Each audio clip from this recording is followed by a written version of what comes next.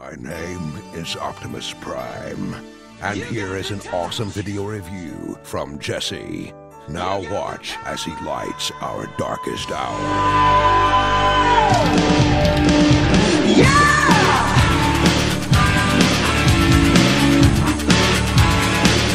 Welcome to another Marvel Legends Infinite Series review. This time we're looking at the Build-A-Figure Ant-Man Wave ULTRON figure from the Avengers Age of Ultron movie.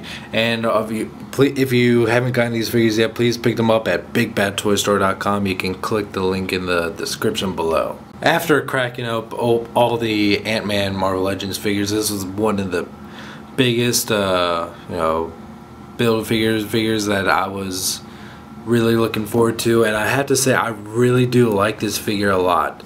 It is a little bit on the light side, especially for how tall it is, and it does a really great job of representing how James Spader portrayed Ultron in the movie, especially with the the little head tilts here and there. Really do give it a good look there.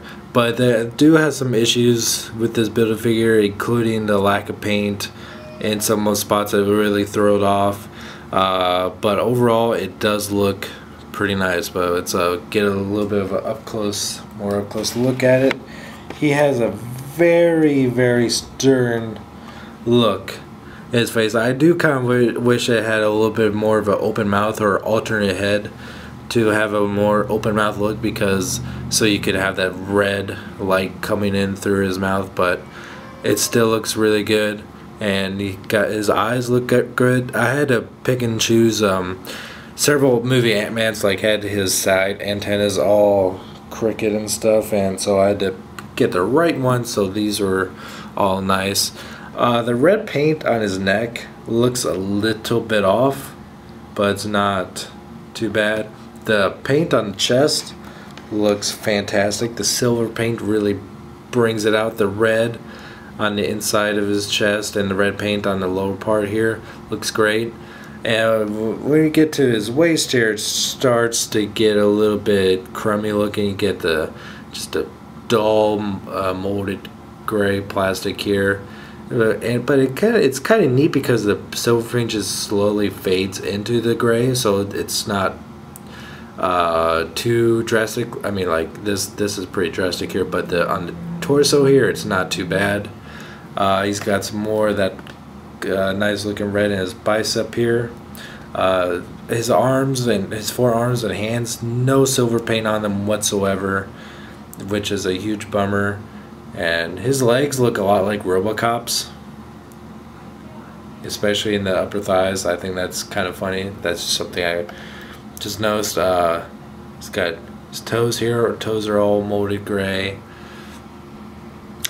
Take a look at the back. The back has a ton of molded detail, especially along the spinal column here, but almost no silver paint on the entire back of the figure. The only silver paint you do see is on the tops of the shoulders and the top of the head. This is a big no-no. This figure looks so good from behind, from up front, but then you turn around, it just looks pretty ugly. This is pretty bad. The silver paint really did. If they would have used that silver paint over all of this easily would have been the best Build-A-Figure, I think, in this year so far. But it's just missing so much paint, and I'm halfway tempted to just get a jar of silver acrylic spray paint, modeling spray paint, and just do most of this figure, especially the back. The back is what's really killing it.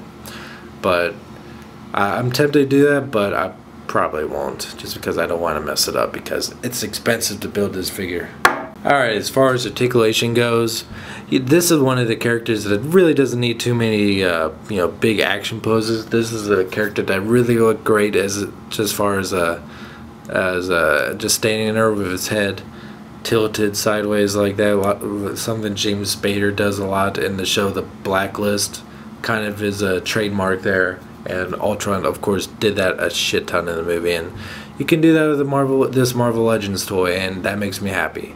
So as long as I would have liked a little bit more head tilt to the side, but it's not bad at all. Still looks great. He's got a shoulder joint here that goes all the way around. Pretty loose bicep swivel here. Double hinged elbows, and his hands also moving out. But his hands, I forgot to mention, his hands look really weird. It's almost like he has frog feet for hands. They look webbed. They're don't look robotic at all. I wish they would put a little bit more effort into the hands. It looks just like the hands are just kind of a last thought there. And he's got an ab crunch here, super clicky, but it's also it has a good bit of wiggle here. It's got a waist swivel and a ball joint in the hips with a mid-thigh cut, double hinged knees. And really cool that this little piece kind of sticks out whenever you bend his knees, and his foot goes in and out and up and down. So got some really cool articulation here. Stand up, please. Thank you. And here's Ultron with the rest of the Ant-Man wave, and you can see he's just barely taller than Bulldozer, which is overall a much bigger figure. It's a lot heavier, a lot bulkier, and just overall just a big chunky figure. But Ultron is just a tad bit taller, and it's kind of funny that Giant Man, quote unquote Giant Man, is one of the shorter figures in the line. Even though Ultron may not be the best Build-A-Figure line that's come out, or Build-A-Figure toy that's come out this year, I still think it is a great representation of Ultron from the movie. And if you really liked Ultron from Avengers Age of Ultron, then picking up this Ant-Man wave will definitely be worth it. It is a very cool looking toy, highly posable. Just wish it had a little bit more silver paint on it, and just maybe an alternate head.